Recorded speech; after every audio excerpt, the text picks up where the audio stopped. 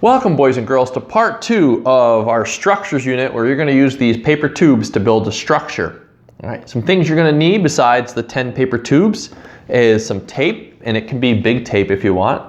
Any tape that you have is fine. You're going to need a pair of nice scissors, okay?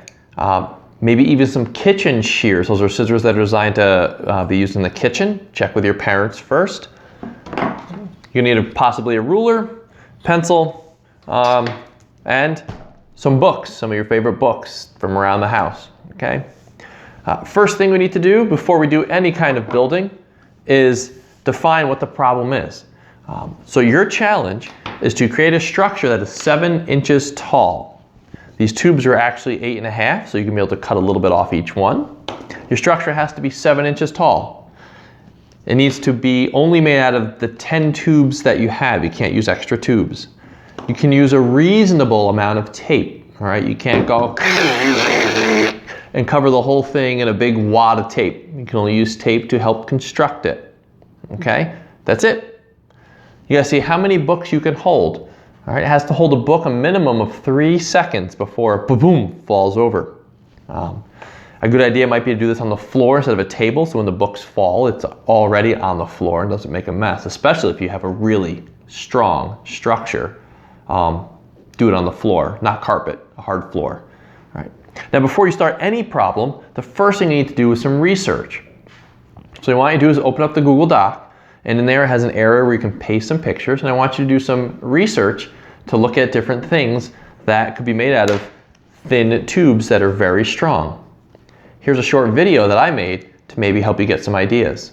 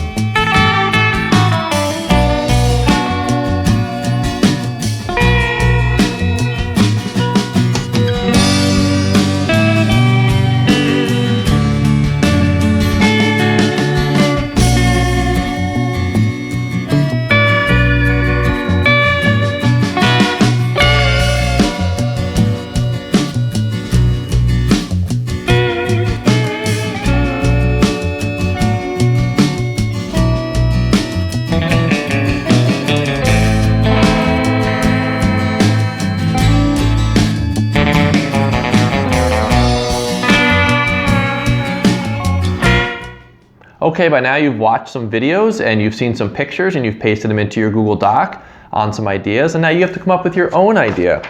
What I recommend doing is to take a piece of paper and just do some sketches to come up with some kind of an idea, right?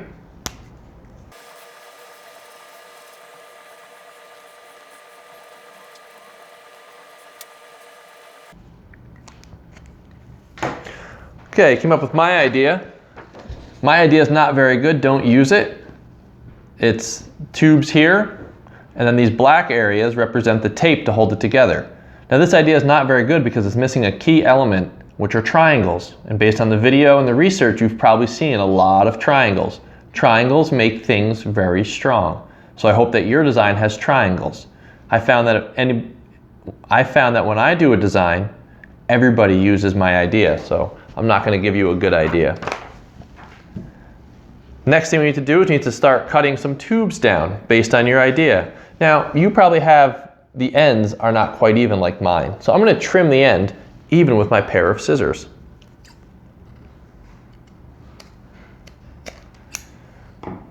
Then using my ruler, I'm going to measure over 7 inches and cut it off.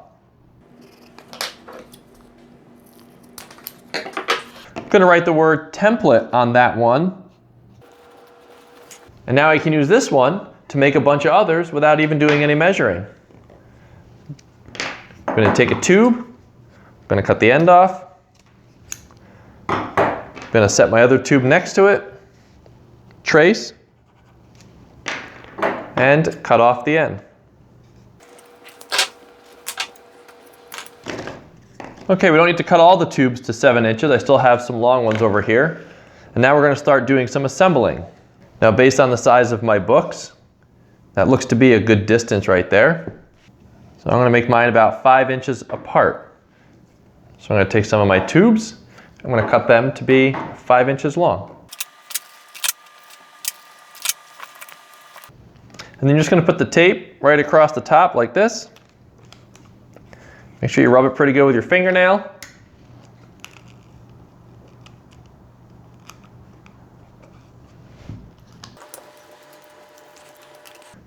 And then I'm going to flip it over. I'm going to add some more tape on the back to really secure it. And there I have the beginnings of my structure, so I'm going to keep on going. If you want extra precision, you can measure down. I'm going to put a mark at 2 inches. I'm going to measure over here 2 inches. But you can measure down to make sure that your pieces are even. Because when you build something symmetrical, it tends to be a lot stronger than if you just eyeball everything. I'm starting to run low on tubes here. So I'm going to start using some of these shorter ones. These are only 4 inches long, but that's okay. Now that you have yours built, it's time to test it. I recommend that you use all tubes. That's a good pro tip because each tube adds strength. Mine does not have a single triangle in it, which is very wobbly, both that way and that way. This is not going to hold a lot of weight. It's barely even standing up straight. So when you build it, you want to make sure that you try to keep things symmetrical. Let's test it. Before you test it, let's take a picture of it actually being built. Okay, let's put our first book on here. I volunteer as tribute. Let's take a picture of that to prove that it was able to hold up a book. And then we're going to keep adding books. Remember, it has to hold the book for at least 3 seconds for it to count. You can even move the books a little. There we go. Come on. 1, 2, 3. Again, that was a very poor design because I didn't use any triangles. After it collapses, take another picture and put it in your document and answer the few questions we have. Remember to recycle all your pieces, and I hope you had a great time doing this. It was totally tubular. Wah, wah, wah.